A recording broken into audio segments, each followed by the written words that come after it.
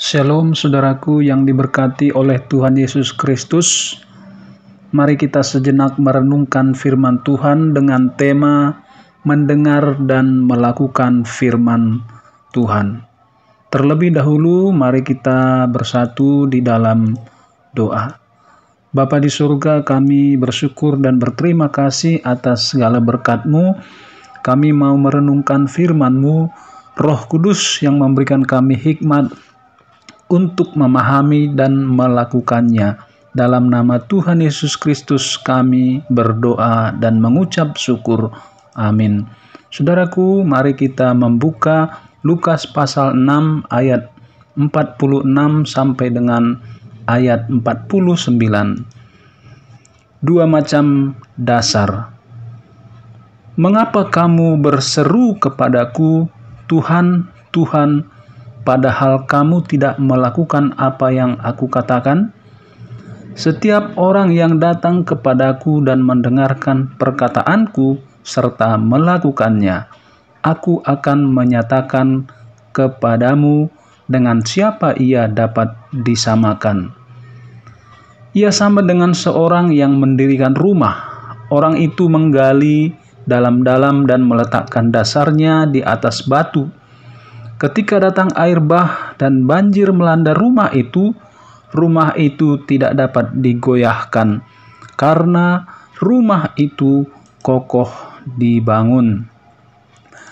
Saudaraku yang berbahagia, kokohnya sebuah bangunan sangat bergantung pada kualitas fondasinya. Jika fondasinya semakin dalam dan menggunakan batu yang bermutu, maka bangunan di atasnya akan kokoh. Yesus memberikan penekanan kepada murid-murid dan orang-orang yang mendengarkannya, supaya mendengar dan melakukan apa yang diajarkan, sehingga orang itu dikatakan berhikmat. Yesus mengibaratkan sebagai seorang tukang bangunan yang mendirikan rumah dengan pondasi dan batu yang baik. Ketika hujan, banjir, dan badai datang, rumah itu tetap berdiri kokoh.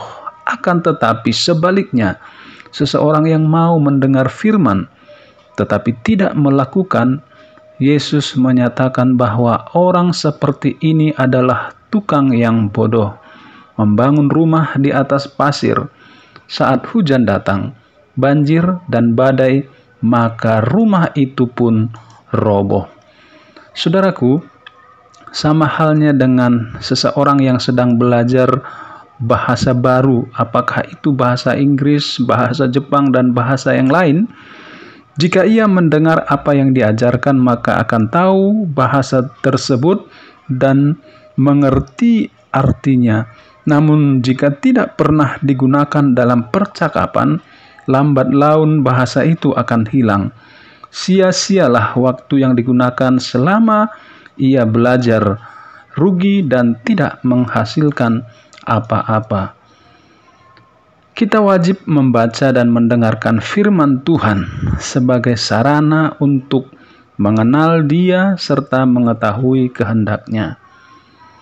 Namun tidak terhenti sampai di situ. Kita harus membuat firman menjadi nyata, terlihat, didengar, dan dirasakan serta dipraktekkan. Oleh karena itu, saudaraku, kita harus menghidupi firman di dalam keseharian kita, sehingga kita memuliakan Tuhan bukan hanya dengan kata-kata, tetapi juga dengan aksi nyata, karena iman tanpa perbuatan dan tindakan adalah iman yang mati. Mari kita berdoa. Tuhan Yesus, tolonglah kami untuk berkomitmen melakukan firman-Mu dalam kehidupan kami sehari-hari. Amin.